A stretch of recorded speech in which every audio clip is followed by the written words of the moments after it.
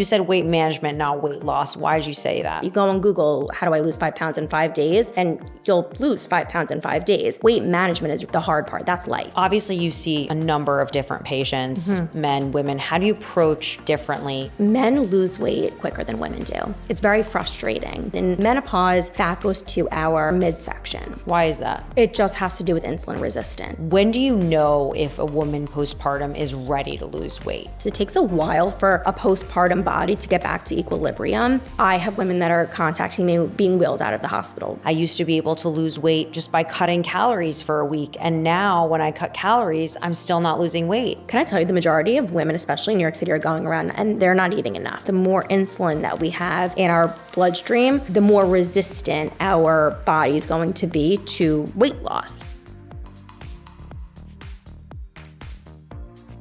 This is Get Well Better, a podcast by the Lanby. I'm your host, Chloe Harouche. Hi, everyone. We have today the brand new wellness advisor for the Lanby, Rachel Brief. She is not brief. She is quite verbose. I'm kidding. She's great. What is brevity? What is brevity today? Who knows? But we wanted to talk to Rachel today about her favorite topic, which is weight loss. And I'm sure it's a lot of people's favorite topic, or least favorite topic, I guess, depending on who you ask. But weight loss it's funny because I think in the wellness industry, it's almost become a taboo word. Like you can't say weight loss and be in wellness because actually you shouldn't be thinking about it from the perspective of like dieting and losing weight and all these things. You have to think about it as a lifestyle. And so I'm curious, like, one, I want to hear a little bit about how you got to where you are today. Like, obviously, you know, you're a registered dietitian. How did you start to specialize in weight loss? Like, what about it fascinates you? And what do you think about this whole, like, movement around, like, anti-weight loss, but then now, you know, this whole craze of weight loss medications is blowing up, and so it's starting to resurface in a healthy way, in an optimizer way. We're talking about microdosing on weight loss drugs. Okay, so there's like so much to unpack right now. Yeah. But tell us a little bit about your background, and then we'll go from there. Okay, so as you said, I'm a registered dietitian, and I love weight management because when I hear weight management, I really hear I want to feel healthier in my body. I fell in love with nutrition, not because I grew up in the early 2000s. So it was the craze of the 100-calorie packs and counting calories and eat this, not that, for fat loss specifically. It was a lot of calorie counting. And I remember watching the Today Show when I was younger. It was like wallpaper in my house growing up. And I was in the kitchen getting ready for school, and there was a nutritionist on the Today Show. I swear to God, like, I'll never forget this. And she was mentioning how pistachios can lower LDL cholesterol. And I was like, LDL cholesterol? My dad has high cholesterol. We need to add pistachios to the shopping list. And from there, it just snowballed how I was fascinated with the effect. Like, I couldn't believe that food could really impact wellness. And it became an obsession for me. And then when I realized that it could be a career, it was full send. I would subscribe to Health Magazine. My friends were reading Cosmo, and I was reading Women's Health and like Fitness Today and all of these magazines because I just wanted to learn the science. And if any of my bio teachers from high school like knew this, they would giggle. They would have the last laugh because I was never into math or science, but this type of science, nutritional science, fascinated me. So it sounded like you cared a lot about it for your father, but when you became passionate about it, was it more for yourself? Like, did you care a lot about making sure that you were as healthy as you could be? Or what was the motivator for like knowing? When I realized that nutrition can be so powerful and have such a profound effect on someone's life, I knew I wanted to be the person to make someone healthier and have that impact on someone's life. I have the gift of gab. I love working with people, and I knew I wanted to make a difference. I didn't want to have a 9-to-5 job. I was not going to be a doctor. The last laugh is on me because I basically am a physician. I wanted to make a profound impact on someone's life. Okay, so weight management. Yes. And you said weight management, not weight loss. Why did you say that? Because weight loss becomes weight management. Weight loss is the beginning. It's when we're educating you on what works for you. And weight management is really sustained weight loss. A lot of people think weight loss is it is the first half, but then weight management, oh, I'm done. I'm good. I don't have to focus on my nutrition anymore. I got to my goal weight. But I think that weight management is actually more important than weight loss. Anyone can follow a diet. You go on Google, how do I lose 5 pounds in 5 days? And you'll lose 5 pounds in 5 days. Weight management is the hard part. That's life. So I like to say weight management. That's fair. Obviously, you see a number of different patients, young, old, men, women. How do you approach both weight loss and weight management differently based on a person's age, the stage of life that they're at, their medical history maybe, and then also obviously their gender? Okay, so that's a 2-part question. The first part I'm going to answer is gender. So men lose weight quicker than women do. It's very frustrating, but men have more testosterone than women do. So they have a higher metabolic rate and more muscle mass. Okay, muscle is metabolically active. So even at rest, they're going to be burning, they're going to have a higher caloric expenditure. So they're going to lose weight quicker. It's very, like I said, it's frustrating. Plus, anecdotally, I do see, and there's a bit of research to prove this, that men tend to have a diet that's a little bit more processed. More alcohol, more refined carbohydrates, more saturated fat from processed animal protein, things like that. So when they begin to make healthier shifts, those are kind of like low-hanging fruit, so they see results quite quickly. Women have more body fat for hormonal regulation and reproductive purposes, so it's going to be a little bit slower for women because we have that preservation kind of built in within us. For women and weight loss, that's my bread and butter. I love this topic. I love women's health. So hormonal shifts throughout a female's life really dictates how they're going to lose weight. When I am meeting with a patient, they'll say to me, but I'm having such a hard time losing weight. I did this when I was trying to get married, when I was getting married, and it's not working. And I'll say, well, when did you get married? And they're like, 25 years ago. As we get older, our needs and our, like, how we approach weight loss needs to shift.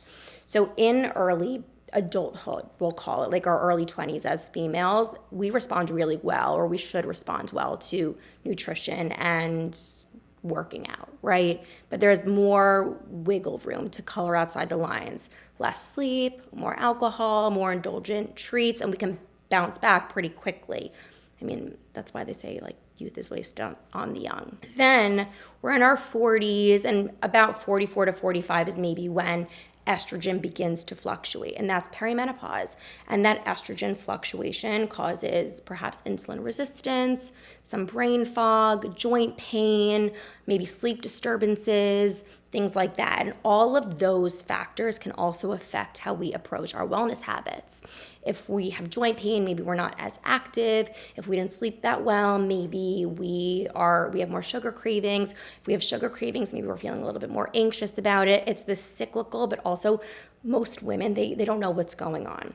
Then we have menopause. And menopause, there is a sharp decline in estrogen. And that's really when we have reduced muscle mass and fat distribution that is different from our 30s and certainly our 20s.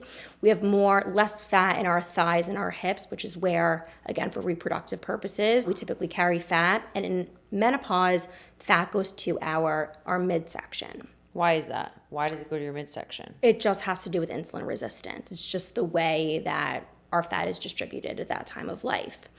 But between, 44 to 55, that's typically the onset of menopause, women can gain, conservative estimates really place weight gain at 1.5 pounds per year.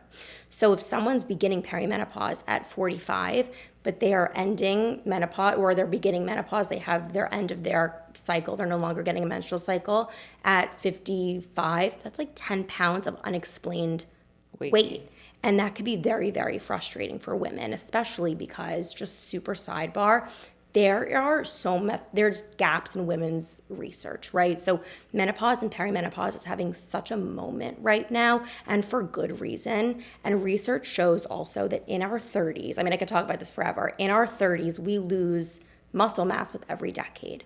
So the research that is emerging on women's health is showing us that we need to begin as soon as possible, and not to become obsessive, but begin what? Begin prioritizing our health and really thinking about how to establish healthy habits, lifting weights, prioritizing that lean muscle, protein to fuel that lean muscle and to stay full, balance our blood sugar, stress management techniques that are super healthy for us, understanding, proper sleep hygiene. The sooner that we can prioritize those things, the easier it's going to be throughout our life. So that when we're 40, 50, 60, 70, we know how to handle these hormonal fluctuations that then impact weight. So you're saying that the reason why not only are we gaining weight in perimenopause and menopause, but we can't lose the weight during perimenopause and menopause is because we have declining amounts of muscle, and 2, we have declining amounts of estrogen. Correct. And so both of those are working against us. Can you re-explain, though, the estrogen piece? Like, why does estrogen make it hard to lose weight? We have estrogen Or lack of estrogen, sorry. We have estrogen in every receptor in our body, our joints, our bones, our brain. And as estrogen plummets, fat increases. Our storage capacity, fat increases, and insulin increases as well. Insulin is our fat storing hormone. So the more insulin is present in our blood, the more our body's going to be in fat storing mode versus fat burning mode. What you're saying is that when estrogen goes down, maybe the reason why you're storing fat more Because is we have less muscle. No, because Yes. No? But because your body's trying to How red am I? preserve the estrogen that it has. And so because it's found in fat, then your body's like, I can't let go of the estrogen. I need to hold on to this fat because it's naturally depleting. Whereas when you're young, your body has a surplus of estrogen. So it's like happy to let go of the fat because that was a perfect way to put available. Perfect way to put it. Okay. Perfect way to put it. And then the muscle, obviously, is just the metabolism piece. Like you're naturally going to have a faster metabolism. And there's estrogen receptors in our muscle. Right. I will also point out that because insulin is so present in a woman's blood when they're going through perimenopause or menopause, is why there's some research showing now also that microdosing GLP-1s in menopause can be super helpful for that insulin metabolism. Right. But then what's interesting about the GLP-1 thing is that it also burns through muscle. So you have to really... It's so you have to build lean muscle. You have to build the muscle, but it is also like almost counteracting the fact that you're losing muscle because of the increased insulin sensitivity. Well, we want to build muscle. That's a really good point. Building muscles, GLP-1 or not, menopause or not, is so important because, I can say this over and over again, it's metabolically active and it's going to help with glucose metabolism, insulin metabolism, cognition, so cognitive health, and bringing it back to menopause and being a little bit older, falling is the number one cause of mortality for those over 65. So having enough muscle and being mobile and nimble is really important to prevent fractures and just having a higher quality of life. So muscle and working out and prioritizing protein goes far beyond vanity. And again, bringing it back, this is why I love nutrition.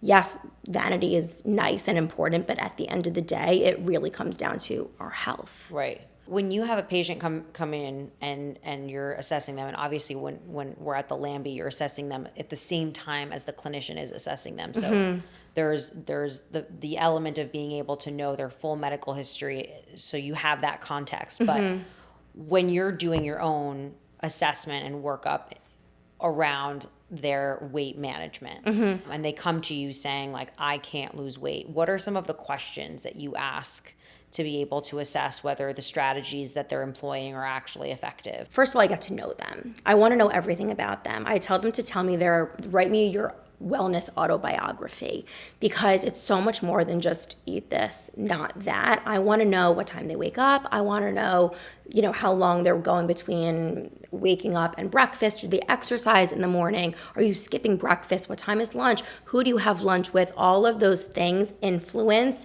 weight management and quality of life. So I really get nitty gritty and granular with their routine. I want to know about sleep hygiene. I want to know what time they're done with screens. I want to know, are you coming home from work? Are you ravenous? What are you snacking on when you're cooking dinner? all of that matters, because a lot of times people think that, oh, well, I'm having breakfast, or I'm having salmon, or I'm having kale, but they're having half a box of Simple Mills crackers while they're cooking dinner. And even though those crackers are made with almond flour and maybe better than tortilla chips, half a box of Simple Mills while you're cooking dinner is certainly going to prevent weight loss. I mean, I'm using that because that happened with a patient today. It's always the small little things that we can uncover the blind spots, small little habits. What do you think is the biggest mistake that people make when it comes to weight loss? Thinking that it's temporary. That's going back to the weight loss and the weight management. I use brides as an example. Brides do really well with weight loss because it's 6 months, 7 months, but then they always... Really? I think it's like 3 months. They like crash diet. It's insane.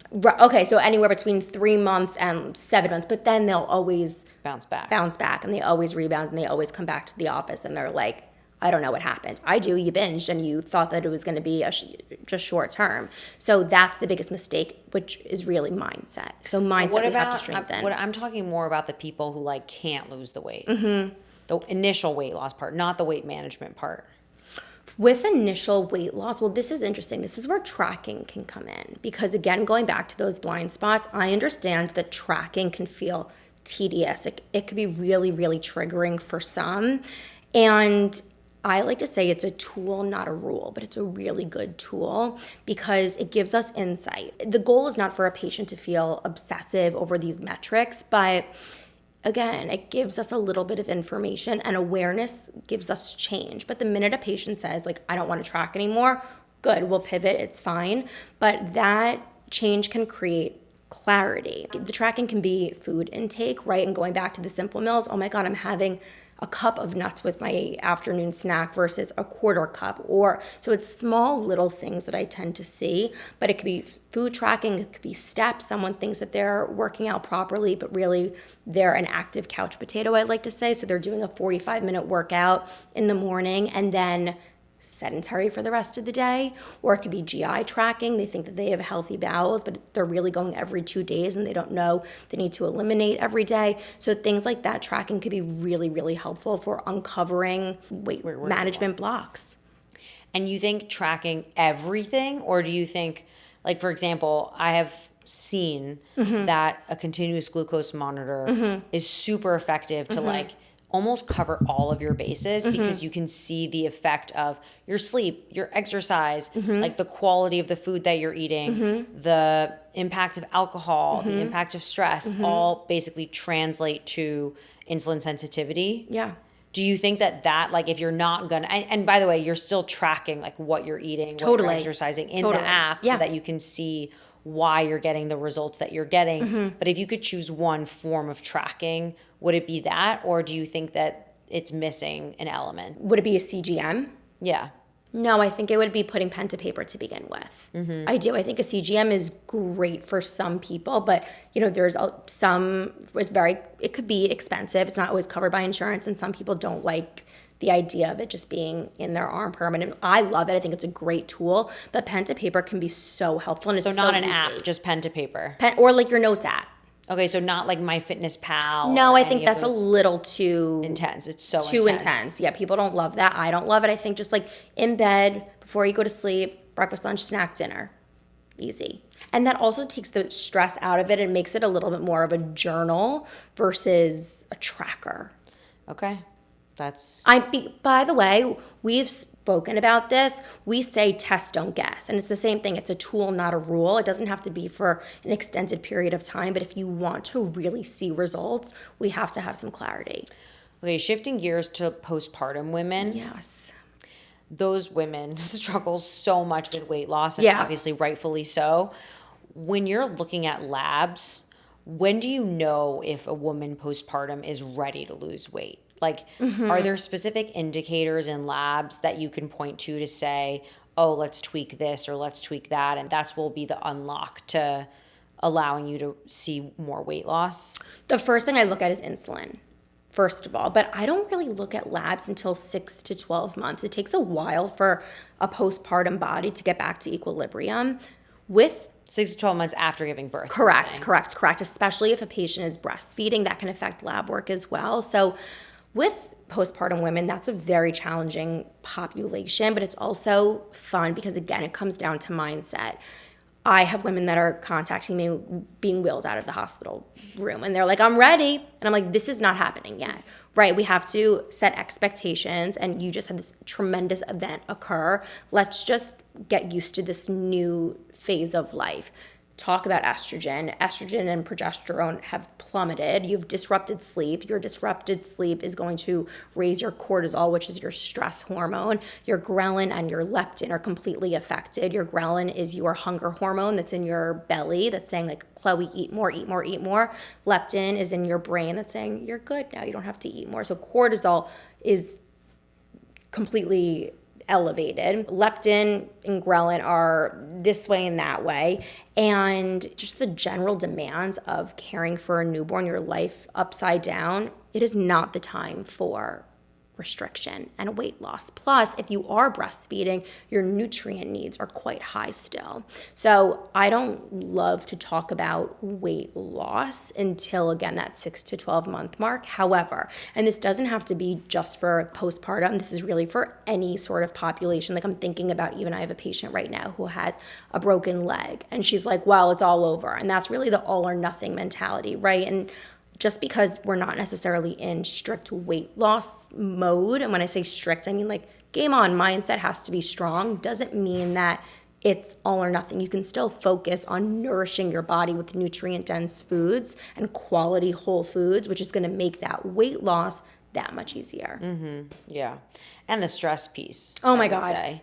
I feel like so often, and this is an interesting point, but like so many people come to me being like, what's the secret to weight loss? Like, why can't I lose weight? I don't understand. I used to be able to lose weight without, just by cutting calories for a week. And now when I cut calories, I'm still not losing weight. And I'm like, well, your body probably is undernourished and feels like it needs to hold on 100%. to everything that it has. And so that includes fat. Can I tell you, the majority of women, especially in New York City, are going around and they're not eating enough. Like, I have friends and I'm like, we need to eat more. We need to eat more. Literally, when I go to dinner with friends and I see what they eat versus what I eat, and granted, I know that I eat super healthy and super clean. I don't have those cheat moments where I eat like whatever cookies and I just generally am so consistent that like I eat a lot of volume, but the quality of my volume is so clean. Me too. That I can afford to eat that amount of volume, but I'm still flabbergasted by the lack of volume. I know that people eat, and I'm like, what's wrong here? Like, why? But the quality of what they eat, even if it is a small volume, is so poor that I guess that's contributing to them not being able to lose weight. I'm a volume eater as well. And I would rather be a volume eater. I want half my plate to be non-starchy vegetables, broccoli and cauliflower and delicious greens. I mean, I feel lucky that I have this palate. You do too. We talk about this often. Like, I want 5 to 6 ounces of protein. I don't want to be snacking throughout the night. That's not fun for me. Right. I want to have a good night's sleep. I don't want to be thinking about food throughout the day, and I don't want my patients to be thinking about food throughout the day. And if you're not nourishing your body with, the high volume foods are also going to be the healthier foods, those, non-starchy veggies. They're also very, very high in fiber, which is a different conversation for gut health, but you're going to have more satiety. Yeah. And with more satiety, you have less food noise. And with less food noise, you're just going to have a healthier relationship with food. Yeah, totally agree. When you think about structured workouts versus what we call ADL, active daily living, how do you think about what's the ideal balance to achieve the best outcome? Yeah. So structured workouts is the, whatever your schedule permits, but ideally 3 to 4 days a week of you have it planned, it's in your calendar, it's uninterrupted, and it's ideally strength training, going back to that muscle, or maybe it's like a fun dance cardio class. I'm partial to that. I love that. But it's something that's in your calendar. It's non-negotiable. You planned it, uninterrupted. And that's important.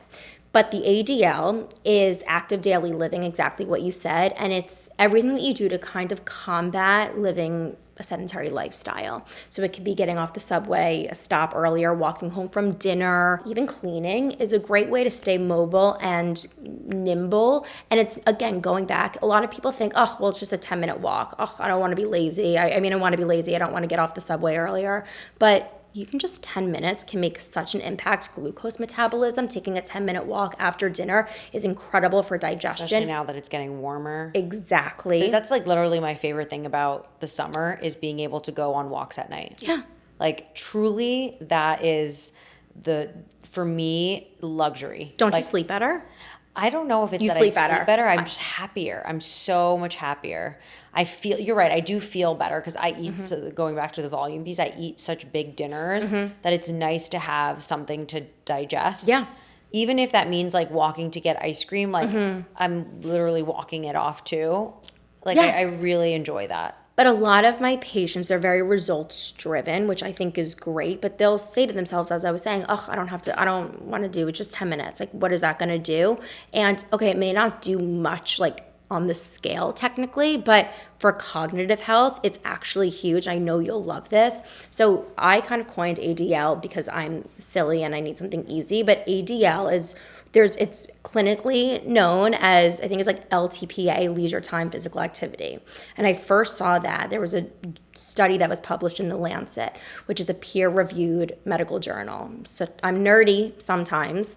And this study showed that walking, just leisure walking, at least 10 minutes a day, reduced the risk of Alzheimer's and cognitive decline in those with the ApoE4 gene. The ApoE4 gene puts you at increased risk for Alzheimer's. And again, it's so I keep repeating myself, but I remember when I read this in grad school, I was like, more people need to walk. More people need to know about this. Yeah, benefit of living in New York. Yes. Walk everywhere. Or in a rural area. I actually heard that if you walk for 10 minutes after each meal, it's more effective than doing a structured workout in a day. There you go. I mean, I maybe I'm like quoting that wrong, but like there's so much truth to making sure that you're prioritizing balancing your blood sugar when it comes to weight loss. Can you explain to me also the sort of blood sugar thing? Because I feel like people are still so confused by why blood sugar is the enemy. Oh, I love when blood it comes sugar. to weight loss. Well, I just want to say one quick thing about the breaking up the 10 minutes. Yeah. A lot of people are overwhelmed by beginning.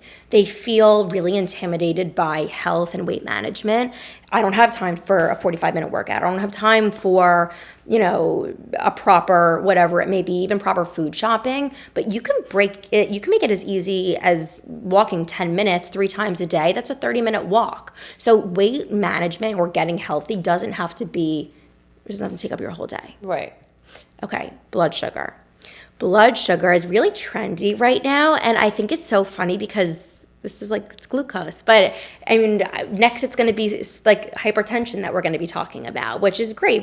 I love that people are talking about it. No one thinks hypertension sexy. No one thought 10 years ago blood sugar was sexy, but here we are. No, but I think that there's the reason why it's become such a hot topic is because, one, obviously the Outlive book, everyone read that, and the source of so much chronic disease and the sort of biggest killers for everyone is related to glucose. Is related sort of with metabolic health. Yeah. And people are just like, I don't understand why blood sugar is so bad. Yeah. And obviously we can think about it from the perspective of longevity, but even from the perspective of weight loss, going back to the vanity piece, Yes. but also like, why is blood sugar impeding our ability to lose weight? But even cognition, again, it's so full body. So blood sugar is so important and central when it comes to sustainable weight loss because of how tightly it's related to insulin. Insulin is our fat storing hormone and it's also our transporter. So let's say you have an apple, which is carbohydrate, right? And you have glucose that then enters your bloodstream. There is insulin that's released from your pancreas. And I want you to think of it, so what I tell my patients, like a taxi car. So the taxi drives through the blood, picks up the glucose, it drives it to the cell takes it in, and we have energy. But the problem is that some people have an apple and a banana and pineapple, and then they have a sandwich with lunch, and then they have spaghetti for dinner, and then they have crackers, and they have ice cream. These are all carbohydrate-rich foods and there's an influx of insulin. Like I said, insulin is a fat storing hormone. The more insulin that we have in our bloodstream, the more resistant our body is going to be to weight loss, which is why it's not about necessarily like reducing carbohydrates, but it's all about the management of carbohydrates, specifically fiber. Fiber is only found in carbohydrates. You'll never find fiber in something like chicken, salmon, eggs, anything like that. You're going to find it in carbohydrate-rich foods like vegetables, berries, whole grains, things like that. So fiber, like I said, it's indigestible by the body, and your body works really hard to try and break it down, but it can't. And as it's going through your system, it's collecting excess cholesterol, excess blood sugar. It's ushering it through your colon where your probiotics eat away at it. Short chain fatty acids are produced, which is great for inflammation. Then all of that is landed in the toilet bowl. So we have fiber. Then we have protein. So just caveat, we have 3 macronutrients: protein, fat, and carb. Protein is the macro that's digested super slow. So the combination of protein and fiber is not going to spike your blood sugar really at all, because it slows down digestion, and therefore insulin is not really going to be released. The insulin piece, when you're saying, or when I'm asking, when it doesn't allow you to lose weight, it's because when you eat something sugary, your insulin spikes to bring it down. Correct. And when you have insulin in your blood, that's a fat storing hormone, so you're more likely to store fat. Correct. So the more blood sugar that's in your body, the less more glucose. likely, right? The Exactly less likely correct. are you're able to burn fat. Exactly. Okay. And the way to combat the insulin being spiked Yes. is by making sure that you're having a very well-rounded plate, which is the protein and the fats and the fiber. Protein and fiber at every single meal. Yeah. And I like to say, when in doubt, veg it out. So for the people who are struggling with weight loss, if we were to give them a checklist of things to look out for. So one, it's probably just making sure that you have enough calories so that your body doesn't feel like it needs to hold on. Do you know what that's called? What? Your basal metabolic rate. That your basal metabolic rate is the amount of calories that you need while you're just in bed kind of surviving, and it's allowing your body to kind of just go through normal physiological function like digestion, So as long as you're breathing. eating more than that, you're fine.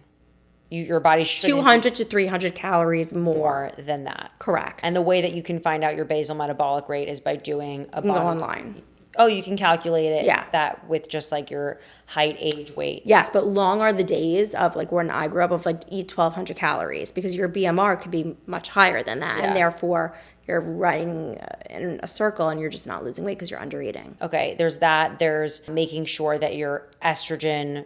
Tell me what. Well, making sure that you have healthy hormones. But even before estrogen, I would say making sure that it's cortisol, really, because increased cortisol is also going to prevent weight management. And then making sure that Right. So what I was going back to with estrogen is like if it's too low, then that's probably affecting your fat storage. Right. But yeah, And you can- which is the stress hormone too, which brings down your estrogen levels. Right. And making sure, I mean, again, invite me back and we'll talk all about GLP-1s, but we can naturally produce a GLP-1, and making sure that and that's, spoiler, protein and fiber is going to naturally increase the amount of GLP-1 that your gut makes. What's the best fiber for GLP-1s? Psyllium husk. Oh, interesting. You recommended to me something else. Sun though. fiber. Sun fiber. What's the difference? So psyllium husk it's great.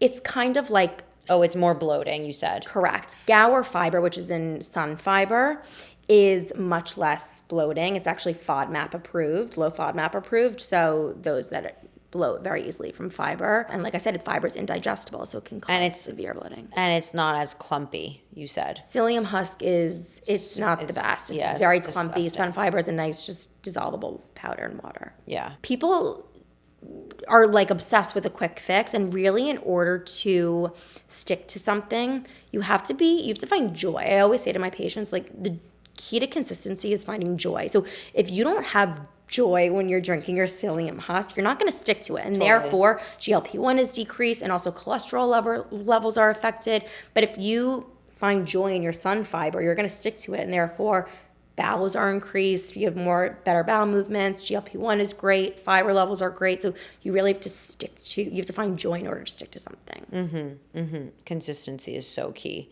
And the way to be consistent is by actually enjoying it. It's the same thing with working out. Like if you I don't was like just your gonna say workouts, you're never going to be consistent with it. If you're going to tell me to box, like I'm just not doing it. I actually did have a phase where I liked boxing. Rumble. Really? And then COVID happened and I was like, I'm not sharing gloves with some rando. Could you imagine now? Well, people go back. People went back. I thought I was going to die, but it didn't. It survived. No. Very impressive. I don't really go to workout classes because I find it so inconvenient, but I am very consistent when it comes to apps. But I am trying to now start a program, which is like what I was just talking to Brandon about. Yeah, like a structured exercise program as opposed to just doing like the one-off classes on an app, which, but it's a structured, increased program over time. Can I say one other thing? Oh, of course. I love a class, and I think that it can be very helpful, especially for weight management, because community, and we've spoken about this, is such an underrated pillar in health and weight management. Doing things alone is boring and isolating, and you have questions and maybe you're insecure. But when you have a community of like-minded people that are lifting you up, it makes executing your habits that much more fun and that much more exciting and joyful. So if you are at a workout class and you have your people and you look forward to seeing them every week, that's going to make you want to return. Yeah, I think it really also just comes down to what your goals are and where you're at in that like discipline journey, right? Like if you're super disciplined, you don't need the workout class to give you accountability. Right. If you are trying to also achieve certain outcomes, like maybe the group classes aren't going to be enough. But if you are just trying to build in a routine, it's a great place to start. Yes. This is why you're a fearless leader. So eloquent. So eloquent. Couldn't have said it better myself. What's your number one tip? Like a pro tip for weight loss, like something that like the novices out there, whether it's like the novice dietitians or the novice health coaches or people that like think they know about weight loss, but like you're the expert. We need to be educated about what you should eat, not your friend, your sister, your mom, or like someone on TikTok, but you really need to be educated about what foods work for you, what movement works for you, because when you're educated, you become empowered. When you're empowered, you're confident. And when you're confident, you don't have to look to the left or right, TikTok, Instagram. You're so sure that what you're doing is right for you. And that is why people fail when it comes to weight loss and always start over and they have this cycle and it's just a nightmare because they are not doing what's personalized and right for them. Yeah. So you have to be educated. And I'm really not the biggest fan of intuitive eating. And again, another podcast, but in order to be an intuitive eater, you need to be educated on what your personal guardrails are. Yeah, I think what you mean by educated is educated on your personal That's what I mean. Levels. Yes. Right? Like, yes. Because there's educated around nutrition. No, educated about what you need. Right. And what you need is based on would you look at labs? Would you look at 100%. genetics? Labs, routine, lifestyle. Someone who's a single mom of two who's working 4 jobs is going to have a very different approach than a graduate student. But by the way, if they were to go on Google and say like the keto diet and follow the same thing, that is why they are failing because it's not personalized. Yeah, totally. Personalization is key. And also, I mean, you talked about the lifestyle, but I do think the genetics plus the where you're at in terms of your biomarkers is so overlooked. Genetics is and the it's new hot only thing. in functional nutrition, I think, where there's the urge or the recommendation, the suggestion to get your labs done. I don't think most nutritionists are encouraging labs. I will not. The functional labs. I will rarely recommend supplements without looking at someone's labs. Yeah. Rarely. But genetics is a very new emerging way of personalizing nutrition. It's very interesting. Okay, TBD for the next one. TBD. All right, well, thank you so much. This was so fun. You're so welcome. And we will definitely have you back on I'm so happy. so many more topics. I'm so excited. So get ready to pick your brain. I'm ready. Thanks for tuning into this episode of Get Well Better by the Lanby. Your support truly means the world to us. Make sure to subscribe on YouTube and Spotify or listen wherever you get your podcasts. Follow us on Instagram at the Lanby for behind the scenes content and updates. We would not be able to grow without your support and referrals. So please send this podcast to a friend, a loved one, anyone who you think is interested in learning more about health and wellness and navigating this maze of an industry.